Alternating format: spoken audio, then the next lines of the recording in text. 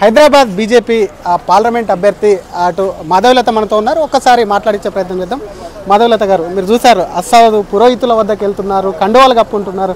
ఇదంతా మాధవీలత విజయమే అనుకోవచ్చా? सुबह का भूला जब शाम को वापस आए तो क्या कहना चाहिए? असद कहना चाहिए. ఇంకొకటి, రాజ్యాంగం తీసేస్తారు బీజేపీ అని చెప్పి పెద్ద ఎత్తున కాంగ్రెస్ ప్రచారం చేస్తుంది. నిజమేనా? బీజేపీ 400 సీట్లు వస్తే రాజ్యాంగాన్ని తీసేస్తుందా?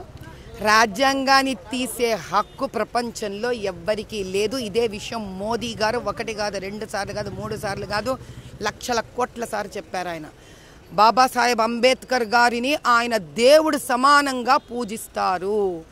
ఆయన ప్రప్రథమైన ప్రధానమంత్రి రాజ్యాంగాన్ని తీసుకొచ్చి పార్లమెంట్లో పెట్టి ఒక భగవద్గీత కింద, ఒక ఖురాన్ కింద, ఒక బైబిల్ కింద, ఒక గురు గోబింద్ సాబ్ గ్రంథ కింద దానికి నమస్కారం చేసిన ఒకే ఒక ప్రధానమంత్రి చరిత్రలోనే భారతదేశంలో మోదీ గారు.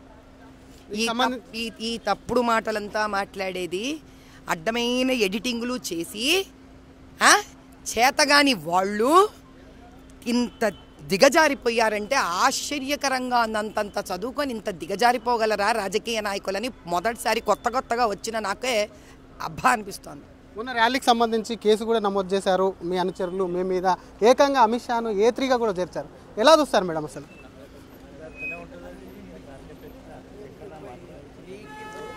టైంపాస్ అవ్వట్లేదే వీళ్ళకి. ఏమంటావు నాయనా? వీళ్ళకి టైంపాస్ అవ్వట్లేదు. ఈ ఇళ్లలో పిల్లలు కూర్చొని గేమ్స్ ఆడతాడు చూడు, స్క్రీన్ల మీద. పాపం ఎగ్జామ్స్ అయిపోయినాక ఖాళీగా వీళ్ళకి ఎట్లాగో ప్రజలు వీళ్ళని తని తరిమేశారు. వీళ్ళకి ఓట్లు పడట్లేదు. ఎన్నో ఏళ్ల నుంచి వీళ్ళు రాలేకపోతున్నారు. అర్థమైందా? ఏం చేస్తారు?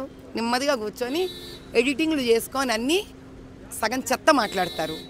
చిన్న పిల్లల్ని పాపం తొక్కిసెడాటలో ఎక్కడ ఇరుక్కోపోతారని మా హోమ్ మినిస్టర్ గారు వాళ్ళని కాపాడడానికి స్టేజ్ ఎక్కిస్తే హరి దాని మీద కూడా మాట్లాడతారంటే స్థాయి నుంచి దిగజారిపోయారో దీన్ని బట్టి అర్థం. ఇట్లాంటి వాళ్ళ దేశాన్ని పరిపాలించాల్సింది నాశనం చేస్తారు. వీళ్ళకి ఓటేస్తే కమలం పువ్వు గుర్తుకే ఓటు వేయండి. మిమ్మల్ని, ఈ దేశాన్ని, దేశ భవిష్యత్తుని సంరక్షించుకోండి. మైనార్టీలు ఒకవైపు మాధవీలత వైపు వస్తున్నారు. ఎందుకంటే అసౌద్దీన్ స్టంటు మార్చారు, హిందువుల దగ్గరికి వెళ్తున్నారు. ఇందాక చెప్పినట్టు తెలుగులో పాటలు కూడా రాయించుకుంటున్నారు మేడం. మైనార్టీ వాళ్ళు మీ దగ్గరికి ఎలా, మీకు ఎటువంటి రెస్పాన్స్ వస్తుంది? బతుకమ్మని తిట్టిండు, రామచంద్రుని తిట్టిండు, మా కౌసల్య అమ్మని తిట్టిండు, ఇంకా వర్కౌట్ భాగ్యలక్ష్మి అమ్మని తిట్టిండు. ఇక వర్కౌట్ అయితలేదే. గుళ్ళకు వచ్చి తల కింద ఉంచుకొని కాషాయ వస్త్రం వేసుకుంటే తప్ప వర్కౌట్ కాదని తెలుసుకుంటూ మరి ఇన్నేళ్లు రెచ్చగొట్టిన ముస్లింలకు ఏం చెప్పుకుంటాడు అది కూడా చూద్దాం. 40 ఏళ్ళుగా అసౌద్ ఇక్కడ పాలిస్తున్నాడు. ఈసారి ఖచ్చితంగా కాషాయ జెండా ఎగరవేస్తారని చెప్పి అమిత్ షా అన్నాడు. ఎట్లా ఉంది మేడం అసలు మీకు? అట్లా ఏముంది? అసదుద్దీన్ మెడ మీద వేసిన కాషాయ కండువా ఉంది కదా, అదే తీసి ఎగరేస్తాం చూడండి.